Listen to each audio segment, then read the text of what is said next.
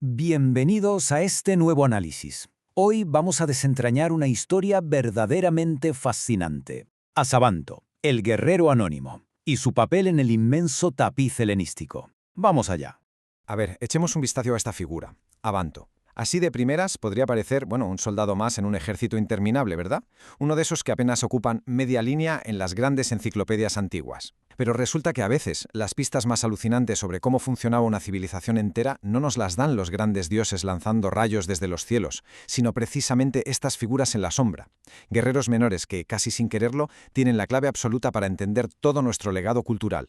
Y hablando del guerrero olvidado, detengámonos aquí un segundo. Pensémoslo bien. ¿Qué significa exactamente ser un personaje secundario en un mundo mitológico dominado por, literalmente, gigantes de leyenda? O sea, siempre que pensamos en la antigua Grecia, nos vienen a la cabeza los mismos nombres: Hércules, Aquiles, Perseo, ya sabemos. Pero Abanto es otra historia. Él representa a la inmensa mayoría, a esos miles y miles de individuos que, básicamente, sostuvieron ese mundo antiguo sobre sus hombros y sus lanzas, viviendo totalmente al margen de esa gloria eterna reservada solo para unos poquísimos elegidos.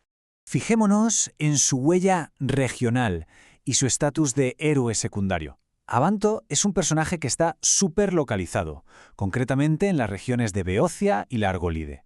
Y este dato es absolutamente fundamental. ¿Por qué? Pues porque nos marca unas raíces súper terrenales. Nada de palacios celestiales. Es alguien auténtico, de carne y hueso, operando lejísimos de las majestuosas cumbres del Monte Olimpo. Vamos, que pertenecía a la tierra, a los conflictos locales, a la dura vida del día a día de las personas que pisaban el barro en aquellas provincias. Ahora, aquí viene lo realmente fascinante de esta historia, la brutal yuxtaposición de su familia. Por un lado tenemos a su padre, Eurímeda Mente, una figura menor, sí, pero que desciende directamente de una antigua genealogía de la nobleza. Y luego, chocando frontalmente con todo este privilegio, tenemos a su madre. La historia ni siquiera se ha molestado en dejarnos su nombre, pero todas las fuentes son clarísimas y no dudan en una cosa: era una esclava. Nobleza y esclavitud. Este choque de trenes en su propia sangre es literalmente un microcosmos perfecto de la época antigua. O sea, el hecho de que la nobleza y la esclavitud se unan en el nacimiento de una sola persona nos enseña muchísimo sobre lo compleja, dura y estratificada que era la propia sociedad antigua. No era un mundo metido en cajas herméticas y aisladas, para nada. Era un entorno donde las clases sociales más diametralmente opuestas a veces chocaban de frente, marcando para siempre el destino de los que nacían justo en el medio de esa encrucijada. Y su nombre Abajobunto. El hombre de firmeza o valor lo clava.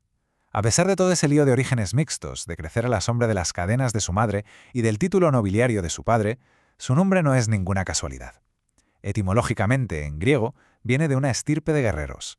Su identidad, al final del día, no la definieron ni la esclavitud ni la realeza, sino algo mucho más profundo: su valor inquebrantable a la hora de plantarle cara a la adversidad. Y aquí es donde entra el registro mitológico. En estos textos es donde se guardan esos poquísimos pero potentísimos detalles de la vida de este guerrero.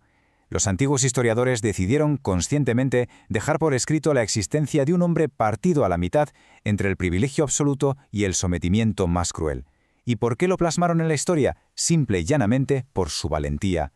Queda clarísimo que no hacía falta ser un dios inmortal para ganarse una mención en el relato histórico.